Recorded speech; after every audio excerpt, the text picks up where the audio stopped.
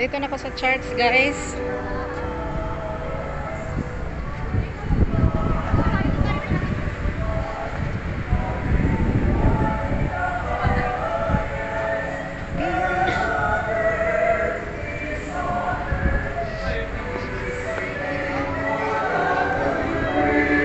Pasok na kayo. Start.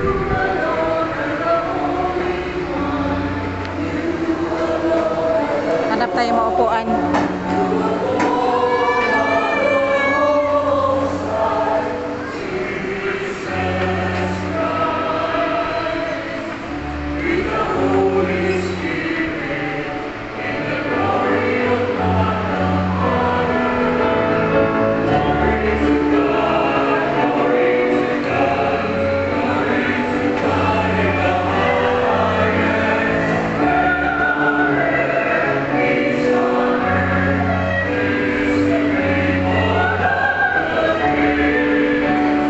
Hanap tayo maupuan.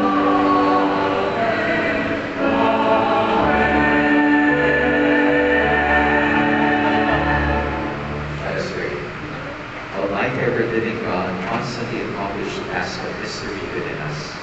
That those who are pleased to name you in holy baptism may, under your protected care, bear much fruit and come to the joys of life eternal. Through our Lord Jesus Christ, your Son, lives and reigns with you in the unity of the Holy Spirit, one God forever and ever. Amen.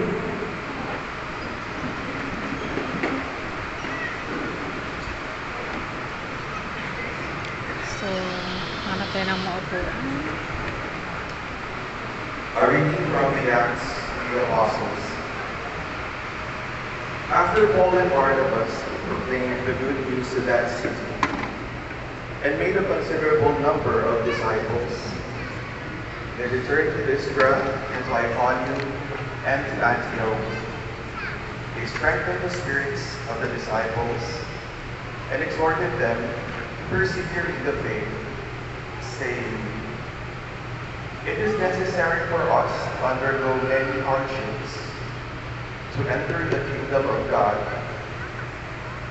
They appointed elders for them in each church, and with prayer and fasting, commended them to the Lord, in whom they had put their faith.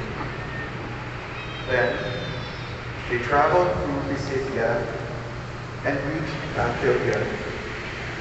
After proclaiming the word at Perga, they went down to Attalia.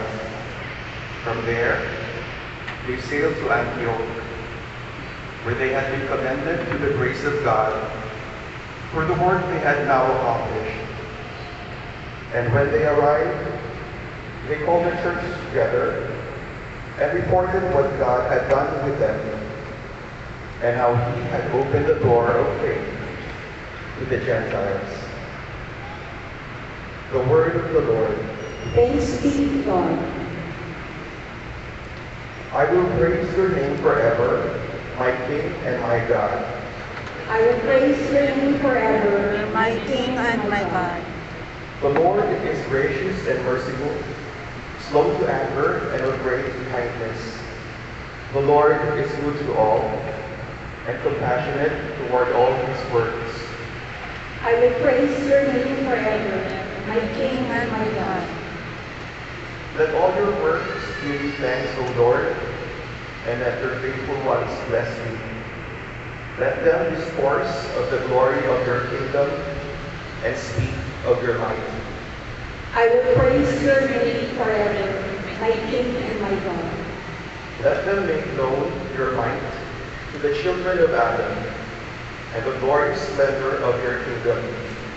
Your kingdom is a kingdom for all ages, and your dominion endures through all generations. I will praise your name forever, my King and my God.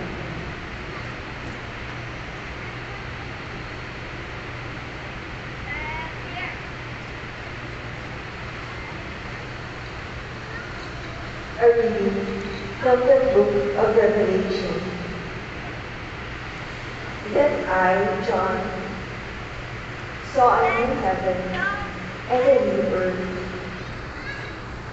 The former heaven and the former earth had passed away, and the sea was no more.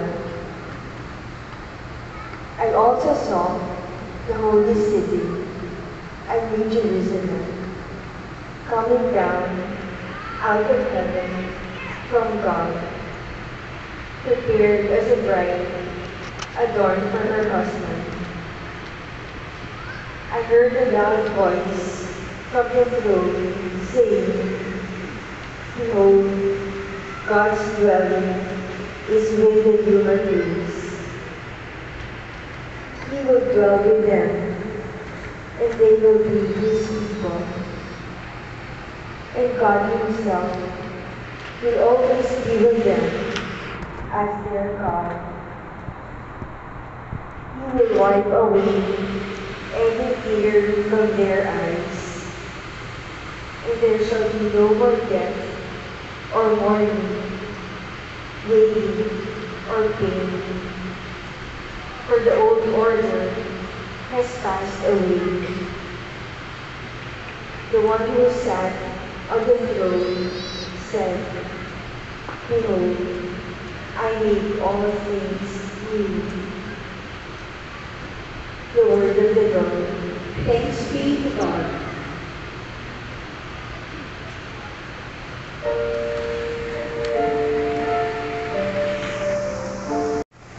They see it's mine and it's mine. Whenever you love, what do you use? Your head, your heart, or both? Sino po dito ang isip? Sino po dito ang puso? Or both? Where is our heart? Andiyan po ba ang puso ninyo? Dala niyo po ba?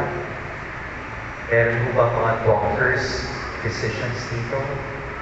Sabi po nila, the heart is at the center, or the pumping mechanism is towards the left. The heart is towards the left. Why? Because it is not always right. Kaya kailangan gamitin daw ang isip.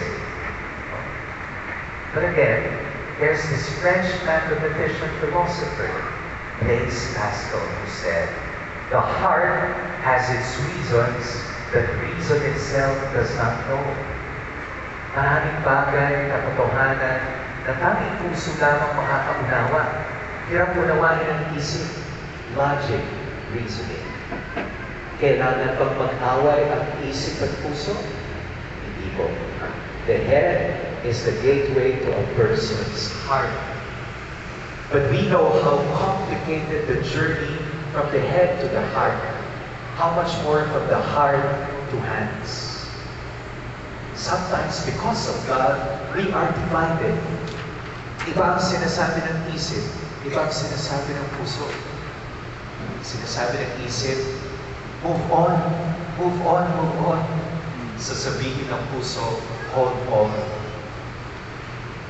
The complexity, the cross of loving people. My dear friends in Christ, what is this new commandment of love? Well, Jesus invites the disciples not just to love their fellow Jews, but love the non-Jews. And that is challenging because the Jewish people have this exclusivist mindset. We are the chosen people. We must be pure. We must be undefiled. And Jesus tells his Jewish disciples, true love is not exclusive. It is inclusive. True love is not only loving the lovable, the likable, but loving the unlovable, which is love. True love is not only about feelings, emotions, sentiments, but true love is a decision. Decision. Every day of our lives, we decide to love. We died 1,000 times for 1,000 reasons because of love.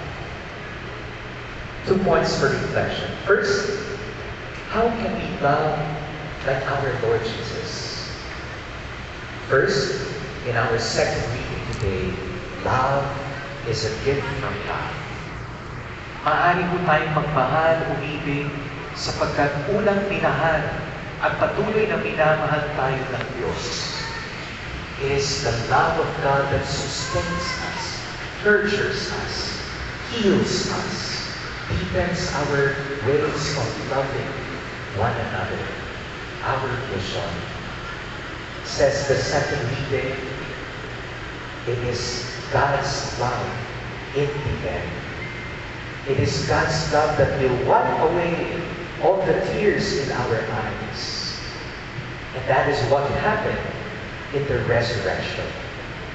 No chain can shackle God's love. No cell can imprison God's love. No tomb can contain God's love. Life and love will always find its way. Says our first reading, inasmuch as love is a gift, it is also a journey, a decision, a challenge. Says Mother Teresa of Calcutta, for love to be real, it must cost, it must hurt, it must empty us of ourselves. Real love is sacrificial. Real love is self-emptying. Real love is selfless. Kapag tatanungin natin ang ating sarili, pag tinilayan natin, ang pagmamahal nga bang pag-ibig ang sahi ng ating paghihirap? When love is the most real thing, well, perhaps it is the absence of love. It is the unrealistic expectations when it comes to love.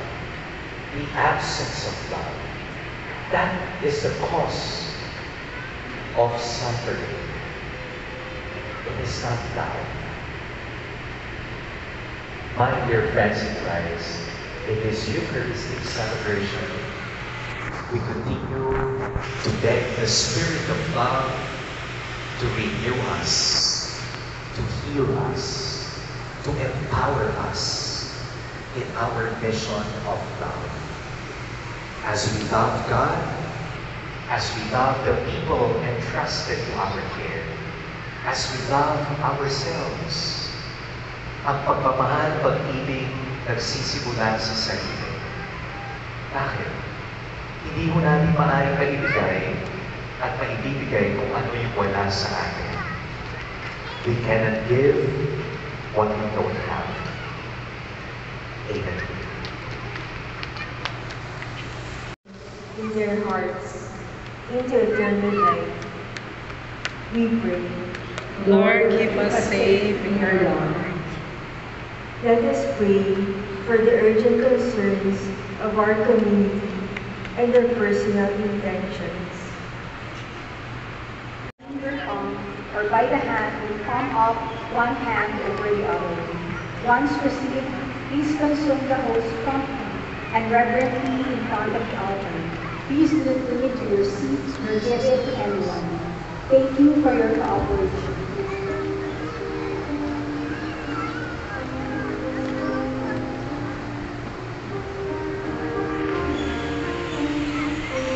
Support to the seminarians of our diocese. We continue to pray for them and for more vocations to the ministry. The month of May is dedicated to the devotion to the Blessed Virgin Mary, more commonly known as the Flores de Maria. As a gesture of giving honor, we may offer flowers, candles, and prayer intentions in front of the image of the Blessed Mother. The first Holy Communion in our parish for children 9 years old and above will be on June 12, 2025. The 3 Saturday catechesis and orientation for the communicants and parents will start on May 24 from 9 to 11 a.m. in our parish function hall. Once again, we remind everyone to please check their belongings before leaving. Please help maintain the cleanliness of our church and its surroundings by putting your trash in waste bins. Tapos Tapos ng Mass, guys. So, mag-bless tayo kay Father.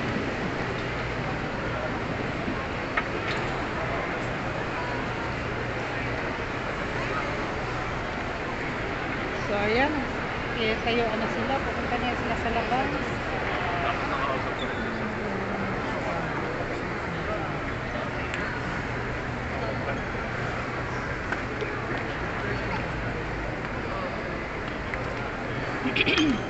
Bless tayo kay tapos ng Mass.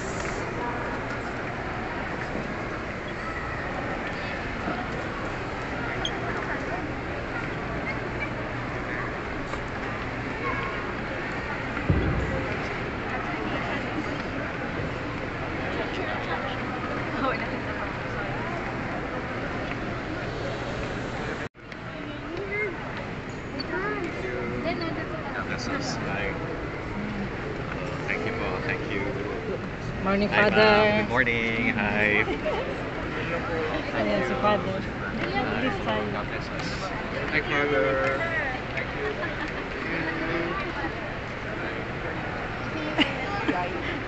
Nag-vlogs lang, sir. Nakita naman ni sir. So guys, palabas na tayo tapos ng Mass. Ay, okay. Dito tayo sa gitna. Para maganda yung vlogs natin. Okay, let's go.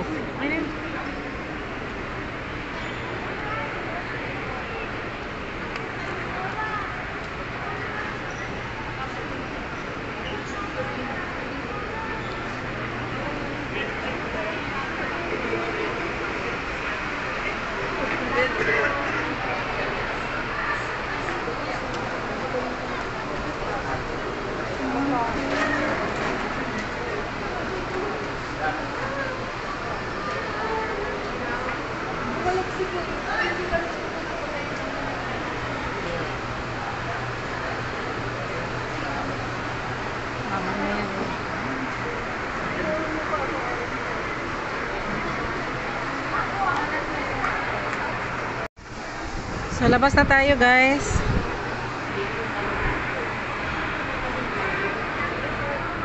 Punta akong market. So, tapos na yung Mass. Ano kayang mayroon dito? Tapos na po. Anong mayroon? Kala ka anong mayroon.